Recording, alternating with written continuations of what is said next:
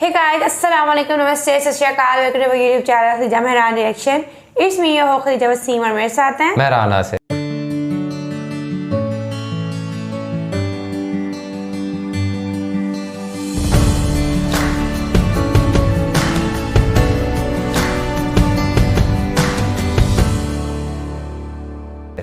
नाज़रीन, India back to back बहुत सी achievements हासिल करता जा रहा है और जिस तरह आपने देखा है कि यूएसए ने भी अपनी जो नेशनल स्ट्रेटजी थी उसके अंदर इंडिया को एज ए अलॉय के तौर पर जो है वो कंसीडर किया था। और अभी यूएसए के बाद अब फ्रांस जो है उसने भी जो है इंडिया को जो है अपना की पार्टनर के तौर पर जो है वो समझा है। सो ये और इसी तरह और भी बहुत से कंट्रीज़ हैं जो इंडिया को बहुत अच्छा समझ हैं। आप देखते हैं कि कौन से कंट्रीज़ हैं और इससे इंडिया के लिए क्या बेहतरियाँ होने वाली हैं। तो एक वीडियो का लिंक आपको डिस्क्रिप्शन में मिल जाएगा, लेकिन साथ साथ अगर आपने हमारा चैनल सब्सक्राइब नहीं किया मस्ट सब्सक्राइब आवर चैनल और बेल आइकन वाला तो वहीं चलते हैं जी, देखते हैं।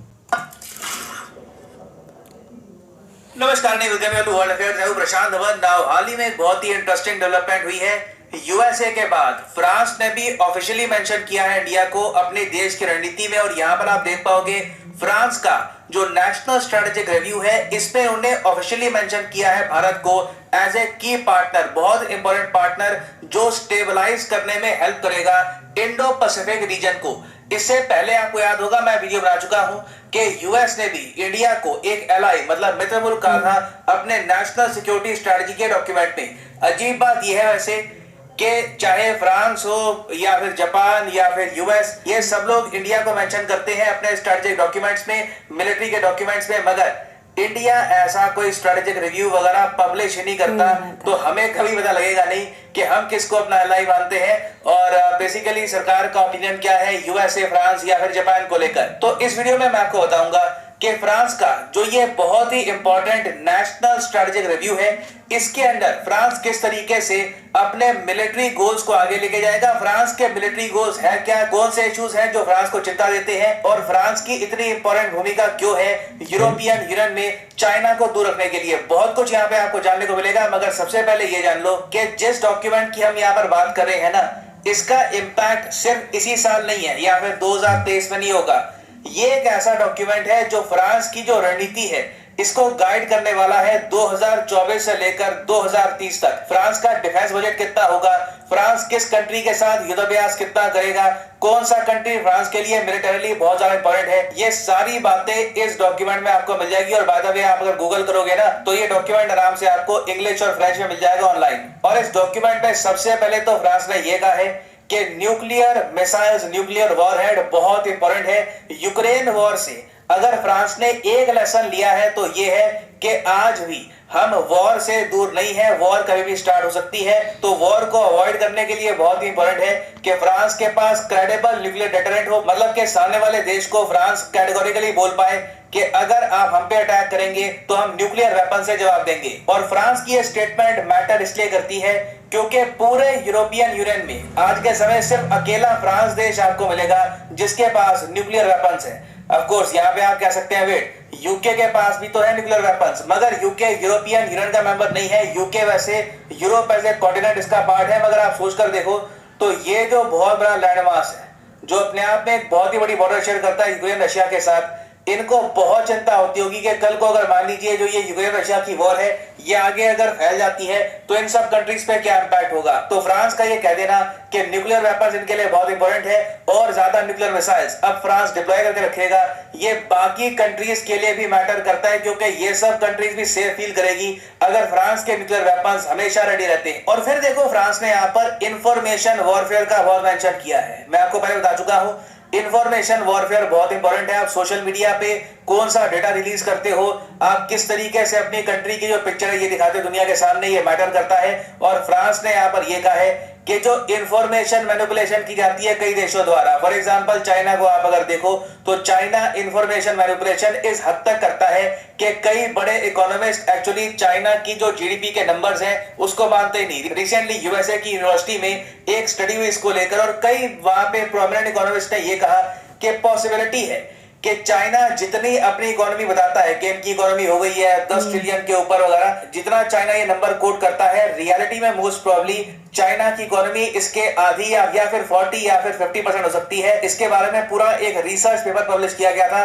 तो अगेन देखो, सोशल मीडिया पे और जगह इंफॉर्मेशन मैनिपुलेशन कई कंट्रीज करते हैं, उनसे अपने देश को डिफेंड करना बहुत ही इंपॉर्टेंट है। फिर आगे इस डॉक्यूमेंट में ये लिखा है, ये बहुत ही इंपॉर्टेंट है कि फ्रांस बनेगा एक वॉर टाइम इकोनॉमी। देखो, फ्रांस ने अब ये बात समझ ली है कि यूरोप में इन द फ्यूचर वॉर हो सकती है, और जब जंग होगी ना, तब उस वक्त एक ही कंट्री है जिस पे आप डिपेंड कर सकते हो, वो है आपका खुद का देश। ठीक है, बाकी कोई आपकी हेल्प करने को आए या ना आए वो बात की बात है। सबसे पहले आपकी निर्भरता होनी चाहिए आप पे खुद। और जिस तरीके से आत्मनिर्भर भारत है, आत्मनिर्भर भारत के अंदर हमारी कोशिश यही है कि हम एक ऐसी इकोनॉमी बिल्ड करें जिसमें हमारी जो निर्भरता है बाहर के देशों पर, ये और ज्यादा कम हो। और ये मैं आपको बता दूं, एक ऐसा टाइम है जहां पर आत्मनिर्भर होने का जो ये कॉन्सेप्ट है ना सिर्फ India, even France, UK, various countries पे अप्लाई होता है। और फ्रांस ने भी कहा है कि ये एक ऐसी इकोनॉमी बिल्ड करेंगे जहां पे इनकी जो डिफेंस कंपनीज है, इनको और जरा प्रॉफिट होगा, इनको और जरा ये सपोर्ट देंगे, क्योंकि कल को अगर वॉर होती है तो फ्रांस की जो कंपनीज हैं, यही कंपनीज लगातार इनकी मिलिट्री को सप्लाई करती रहेगी वेपन्स, ताकि फ्रांस खुद को डिफेंड कर पाए। और जो ये वॉर इकोनॉमी है, ये बनाने के लिए फ्रांस ने ऑलरेडी पैसा खर्चना स्टार्ट कर दिया है। रिसेंटली न्यूज आई थी कि फ्रांस ने एडिशनल $3 बिलियन अपने डिफेंस बजट में ऐड कर दिए हैं अपनी वॉर इकोनॉमी को फंड करने के लिए। और बहुत ही जल्द वैसे मैं आपको बता दूं कि फ्रांस का जो डिफेंस बजट है, ये यूनाइटेड किंगडम को भी तोड़ के आगे निकल जाएगा। अभी के लिए आप अगर देखो तो फ्रांस का जो डिफेंस बजट है, ये आपको मिलेगा $56 बिलियन के आसपास, जो रशिया से भी पीछे है। मगर जिस स्पीड से फ्रांस लगातार अपना डिफेंस बजट बढ़ा रहा है, आराम से ये रशिया और यूके को भी बीट कर देंगे। यूके आपको पता होगा एक इकोनॉमिक क्राइसिस से गुजर रहा है, तो मोस्ट प्रोबेबली इन लोगों के पास इन द फ्यूचर इतना पैसा होगा भी नहीं कि अपने $68 बिलियन का जो ये बजट है, इसको ये मेंटेन भी कर पाए। नाउ इस डॉक्यूमेंट में आप आगे देखोगे तो फिर यहाँ पे आता है मेंशन चाइना का। देखो, फ्रांस एक ऐसा देश है जो इंडिया से भी ज्यादा ओपनली चाइना की आलोचना करता है वर्ल्ड स्टेज पर। चाइना के बारे में फ्रांस ने यह कहा है कि पीपल्स लिबरेशन आर्मी के जो एक्शंस हैं, जिस तरीके से ये लोग अपनी डोमिनेंस असर्ट करने की कोशिश कर रहे हैं, दबदबा अपना कायम करने की कोशिश कर रहे हैं एशिया में, ताइवान के साथ रिसेंटली जो चाइना ने किया लगातार आसपास बम बरसाकर, ये सब देखकर अब बहुत इंपॉर्टेंट है कि चाइना को यूरोप से दूर रखा जाए। इमैनुअल मैक्रोन ने लिटरली ये स्टेटमेंट दे दी कि जो बीच में सेल हुई थी यूरोपियन स्ट्रेटेजिक इंफ्रास्ट्रक्चर की टू चाइना, ये बहुत ही बड़ी गलती थी। आपको पता होगा पिछले कुछ सालों में, चाहे इटली हो या फिर ग्रीस हो, वेरियस कंट्रीज में चाइना ने या तो पोर्ट एक्वायर कर लिए थे या फिर कोई जमीन एक्वायर कर ली। अब इमैनुअल मैक्रोन ने कहा है कि फ्यूचर में ये ऐसा नहीं होने देंगे, और इनका यहाँ पर इशारा था जर्मनी को। अभी बीच में क्या हुआ कि जर्मनी की एक बहुत ही बड़ी चिप मेकर कंपनी है जो पूरे यूरोप को चिप सप्लाई करती है, सेमीकंडक्टर सप्लाई करती है। तो चाइना ने कोशिश करी कि ये जो चिप मेकर है इसको परचेज कर ले।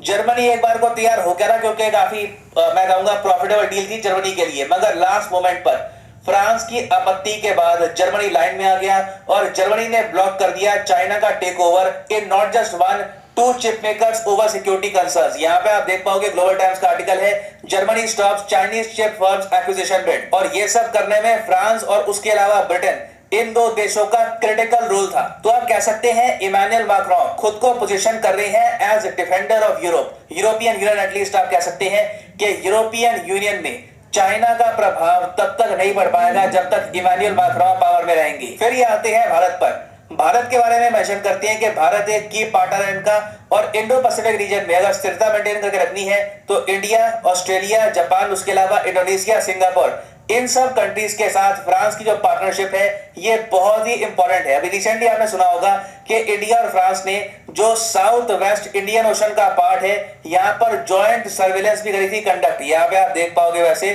इस एरिया की मैं बात कर रहा हूँ, यहाँ पे आपको मिलेगा रियूनियन आइलैंड फ्रांस का, जो फ्रांस को बिलोंग करता है। और इस रियूनियन आइलैंड में काफी बार इंडियन नेवी, इंडियन एयरफोर्स के जो जहाज हैं ये जा चुके हैं, लैंडिंग करी, रिफ्यूलिंग करी, वापस आए। तो इंडिया और फ्रांस आप कह लीजिए ये जो हिस्सा है इंडियन ओशन का, यहाँ पर बहुत ज्यादा मिलके कोऑपरेट कर रहे हैं ताकि चाइना को हम यहाँ से बाहर रख पाए। और उसके अलावा इस डॉक्यूमेंट में ये भी मेंशन किया गया है कि इंडिया एक ऐसा देश है जिसको फ्रांस मानता है बहुत ही इंपॉर्टेंट डिफेंस नीड्स के हिसाब से।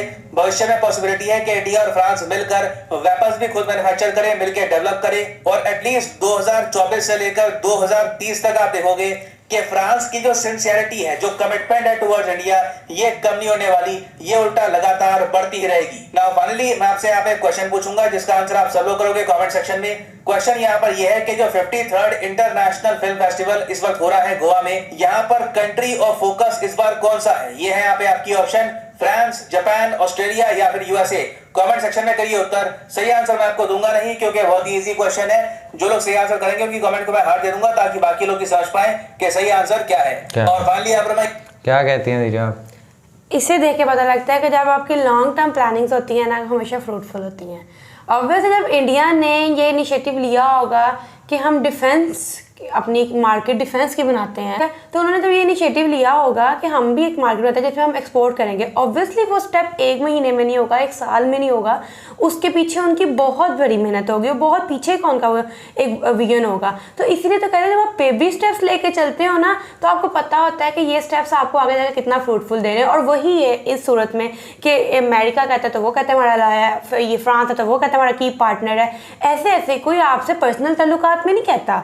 ऑब्वियस जिससे आपकी डील्स चलती हैं, जिनको आपसे प्रॉफिट मिला, जिन्हें आपसे प्रॉफिट मिल रहा था, आपको उनसे मिल रहा होता है, तभी आप जाके एक स्ट्रेटजी, एक बात करते हो। तो यही होता है कि आप हमेशा जब आप दूर की सोच के काम करते हो ना, तो वो हमेशा आपके लिए फ्रूटफुल। देखिए बात बोला क्या कि जिस तरह अभी प्रशांत सर भी ये बात कर रहे थे कि इंडिया, फ्रांस इंडिया को ये मानता है, यूएसए इंडिया को वो मानता है। भाई इंडिया को पूरी दुनिया ही मान रही है इस वक्त, क्योंकि इंडिया जो है वक्त के साथ साथ इतना ज़्यादा ग्रो करता जा रहा है, इतना ज़्यादा ग्रो करता जा रहा है, और इंडिया अपने ही रिकॉर्ड जो है वो खुद ही बीट करता हुआ जा रहा है। क्योंकि देखिए इंडिया के पास इस वक्त की जो गवर्नमेंट है वो सबसे अच्छी है। इस वक्त इंडिया की जो यूथ है वो इस वक्त बहुत ज़्यादा लेवल पे जो है वो चीज़ों को समझ रही है कि हाँ भाई अब हमें हमारी जो है डायमेंशन क्या है, हमें किस तरफ जाना है, हमने किस डायरेक्शन के अंदर काम करना है। तो वो बिल्कुल उसी एक तरीके के साथ चलते जा रहा हूँ। यही वजह है कि इंडिया जब हम देखते हैं तो यूएसए, जिसको हम एक बहुत बड़ी सुपर पावर समझते हैं, तो यूएसए इंडिया को कंसीडर करता है, फ्रांस जैसा मुल्क इंडिया को कंसीडर करता है, रशिया इंडिया को कंसीडर करता है, इवन तो चाइना जो है वो इंडिया को जो है इस वक्त देख रहा है अपना सबसे बड़ा जो कंपेटिटर है। इवन तो यूएसए तो चलो दूर है, लेकिन चाइना, लेकिन इन सब के बियॉन्ड भी अगर आप देखो तो चाइना के साथ इंडिया की ट्रेड हो रही है, रशिया के साथ इंडिया की ट्रेड हो रही है, यूएसए के साथ इंडिया की ट्रेड हो रही है। इवन दो यूके जैसी जगह पे भी जो है इंडिया का बहुत बड़ा, मतलब India free trade agreement, Japan जैसी। तो मुझे दुनिया के अंदर अगर आप ग्लोबली देखें तो वो जो चंद 5-6 एक कॉन्सेप्ट्स पाए जाते थे सुपर पावर्स के, मॉडर्न कंट्रीज़ के, डेवलप्ड कंट्रीज़ के, तो अब वो जब इंडिया को फोकस कर रहे हैं तो इट मीन्स के इंडिया कहीं ना कहीं पे स्टैंड कर रहा है, जिसकी वजह से वो कर रहे हैं। और यही चीज़ें हैं। मैं बार बार एक चीज़ ये दोहराता हूँ कि देखो आपके, हमें ज़्यादा चीज़ इस चीज़ की कह लें अफसोस इस चीज़ पे होता है कि जब हम देखते हैं कि यार क्यों इंडिया आगे चले गया और हम पीछे चले गए। अफसोस सिर्फ इस चीज़ का है कि यहाँ भी कुछ लोग मौजूद हैं जिनकी साइकी जो है वो इंडियन साइकी के साथ चाहे मिलती हो, यहाँ भी वही यूथ है यहाँ, बट कहाँ पे आके, जहाँ पे आके आपका सिस्टम जो है वो किसी और जानब चले गया, और इंडिया ने अपना एक बेटर सिस्टम, बल्कि बहुत बहुत बहुत ज़्यादा बेटर सिस्टम जब डेवलप कर लिया पाकिस्तान से, तो ऑब्वियसली बात है कि पाकिस्तान वो दौड़ में बहुत पीछे रह गया। पाकिस्तान आ गया बैसाखियों पर, इंडिया ने उस बैसाखियों को तोड़ कर खुद चलना सीख लिया, और यही वजह है कि आज दुनिया के लोग जो हैं वो उसको कंसीडर करते हैं। सो मुझे तो बहुत अच्छा लगता है जब इस तरह सुनने को मिलता है, क्योंकि एट द एंड जब हम अपने आप को अपनी तस्कीन के लिए, अपनी सेटिस्फेक्शन के लिए फिर हम ये कहते हैं यार है तो हमारा हिमसायाना, है तो हमारा हिमसायाना, हम बस वो करके बाहर टाल रहे हैं। अदरवाइज जो है इंडिया की जो इसमें लक या आप कह रहे हैं कि कॉन्सिक्वेंसेस का कोई किरदार नहीं है, ये हार्डवर्क और मेहनत से होता है, और यही वजह है कि इंडिया आज यहाँ पे पहुँच गया। आप क्या कहते हैं? आपकी राय बहुत ही काबिल कबूल होगी और बहुत ही काबिल एहतराम है। आप लाजमी हमें कमेंट बॉक्स के अंदर शेयर करें, और वो राय हमारे लिए रिस्पेक्टफुल भी होती है और हम उससे बहुत कुछ सीखते भी हैं। इवन दो सम हो हमारे भी कुछ कंसेप्ट जो होते हैं आइडिया नहीं होता कि शायद ये इस तरह से भी चीज़ें हैं, बट जब हम कमेंट्स बॉक्स के अंदर देखते हैं तो हमें बड़ी चीज़ें जो हैं वो आइडिया होता है कि अच्छा ये चल रही हैं चीज़ें, तो फिर हम उसकी बेस पे भी कुछ जजमेंट्स जो हैं वो करने की कोशिश करते हैं। तो वो लाजमी क्या करें, और उस चैनल को भी सब्सक्राइब किए, बेल आइकन को भी प्रेस करें। Instagram ID mention and follow करें, सेशन दें। तब तक के लिए अपने मेज़बानों को दुआ में याद रखें। अल्लाह ने के